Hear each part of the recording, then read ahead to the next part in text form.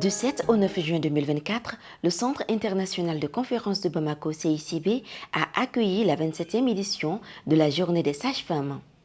Cet événement prestigieux s'est déroulé sous le haut patronage de son Excellence Dr Shogel Kokala Maïga, Premier ministre, et sous la présidence de Madame le ministre de la Santé et du Développement social.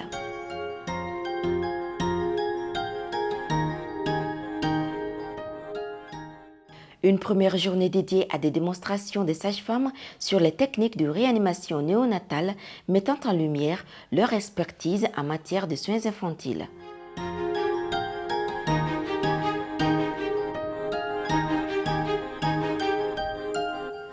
Le deuxième jour a marqué le commencement des journées scientifiques inaugurées par Dr Shogel Kokala Maïga en présence d'autres ministres et des sages-femmes venus de tous horizons.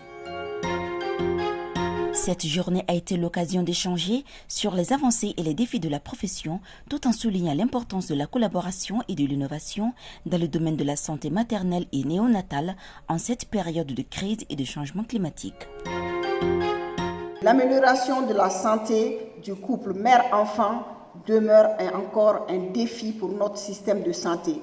Et pour réussir ce combat noble, je voudrais témoigner ici la disponibilité des plus hautes autorités du Mali, son Excellence le Président de la Transition, chef de l'État, le colonel Assimi Goïta, et le Premier ministre, le Dr Shogel Kokala Maïga, qui soutiennent mon département dans la politique de zéro décès maternel et néonatal.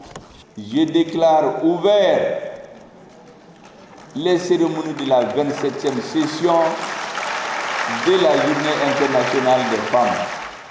Enfin, le troisième jour a vu la poursuite des journées scientifiques avec des sessions dédiées à l'approfondissement des connaissances et à la mise en commun des meilleures pratiques. Nous avons pu atteindre les objectifs et surtout le Mali est dans une situation aujourd'hui où la présence des sages-femmes qui sont au niveau du nord et au niveau du centre du pays à ces assises, c'est une motivation.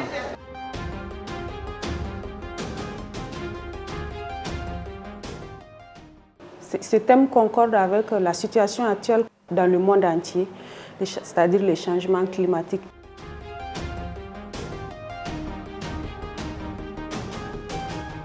Ce thème aussi va avec la crise qui s'est vue au Mali, c'est-à-dire depuis plus d'une décennie. Aussi, nous avons pu tirer de ces assises des recommandations. Donc, ce que nous demandons, c'est vraiment l'appui de l'État et du gouvernement et des partenaires pour la mise en œuvre des recommandations. Il y a aussi une recommandation forte, c'est par rapport au recrutement et à la mise à disposition des sages-femmes à tous les niveaux de la pyramide sanitaire. En tant que clinicienne, moi je trouve que le changement climatique peut avoir un impact sur la santé maternelle et néonatale. Pendant l'hivernage avec les inondations, dans certains villages avec les ponts, s'il pleut seulement, l'ambulance ne peut pas avoir accès au CESCOM. Donc ça peut jouer sur la référence évacuation. Donc ça c'est un problème. Ensuite, il y a la répartition géographique des sages-femmes. La répartition géographique des sages-femmes, par exemple, les sages-femmes sont concentrées au niveau de Bamako seulement.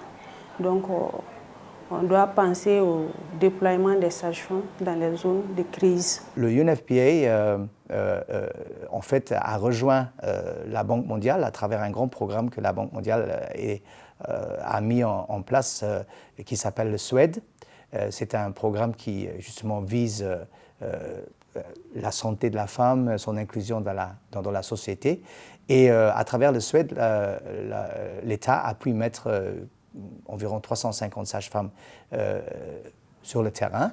Et puis le Fonds national pour la population, avec l'appui de plusieurs partenaires comme le Canada, mais là, plus récemment, un grand appui du gouvernement du Grand-Duché de Luxembourg, on a pu justement ajouter à ces 300 sages-femmes 250 sages-femmes de plus pour avoir plus ou moins 500-550 sages-femmes au niveau national.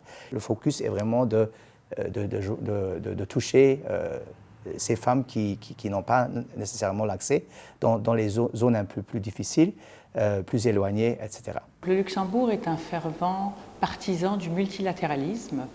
Nous signons des accords cadres avec plusieurs agences onusiennes, dont UNFPA.